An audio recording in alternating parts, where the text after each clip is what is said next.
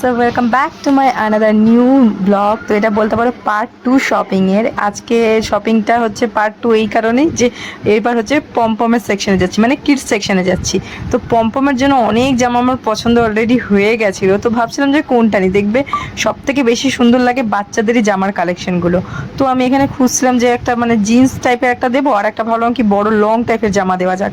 তো লং ড্রেসগুলো তো খুব সুন্দর লাগছিল, মানে ছোটোবেলায় আমারও এগুলো পরতে খুব ভালো লাগতো, মানে এক দেখাতে পছন্দ হয়ে যাচ্ছিল।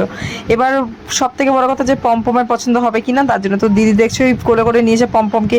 এবার ও এমন কি মানে তুমি যেটা দেবা সেটা পছন্দ করবে না, যেটা ও পছন্দ করে নেবে একমাত্র সেটাই ও পরবে। তার জন্য খুঁজে বেড়ানো হচ্ছিল যে কোথায় ওকে নিয়ে যায়। ফার্স্টে দিদি ভাবলো যে একটা জিন্স কিনে দেওয়া হোক, জিন্স ওর নেই একটা, তাই জিন্স পরুকো। তো জিন্সের দিকে আমরা খুঁজছিলাম যে জিন্স কীরকম কী আছে, স্টাইল বাজারের মধ্যেই আমরা দেখছিলাম। তো জিন্সের কালেকশনগুলো দেখছিলাম প্লাস টপের কালেকশন। তারপরে চলে এসেছি লং গাউন বলতে পারো এটা বাচ্চাদের। তো দেখে এত সুন্দর লাগছিল, কোনটা ছেড়ে কোনটা নেবো বুঝতেই পারছিলাম না। তো আমার তো একটা লাল খুব ভালো পছন্দ হয়েছে, তো ওইটাই আমি নিয়ে নিয়েছিলাম পমপমের জন্য, আর দিদি নিয়েছিল একটা স্কাই কালারের। তো দেখতে পাচ্ছি লাল ড্রেসটা নিয়েছি পমপমের জন্য আমি, আর এই স্কাই কালার ড্রেসটা নিয়েছি দিদি পমপমের জন্য।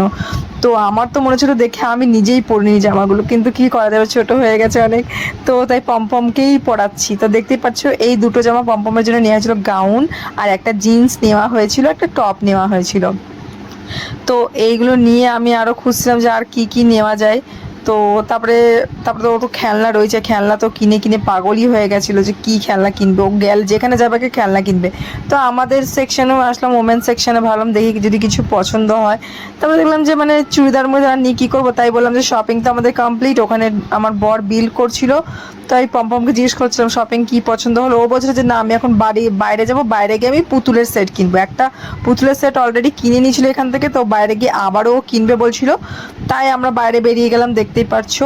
আর বাইরে বেরিয়ে দেখি কিছুক্ষণ পরেই মানে আমরা ভাবছিলাম যে একটু কানের মানের কিনবো, তারপরে দেখছি বাইরে বেরিয়ে দেখছি বৃষ্টি মনে হলো শুরু হয়ে গেল। মানে ক্যামেরায় অত বোঝাচ্ছে না, বাট পুরো অন্ধকার হয়ে এসেছিলো। তো ভাবছিলাম যে বৃষ্টি চলে আসবে, তাই তাড়াতাড়ি করে বেরিয়ে পড়লাম। আজকের জন্য টাটা, বাই বাই।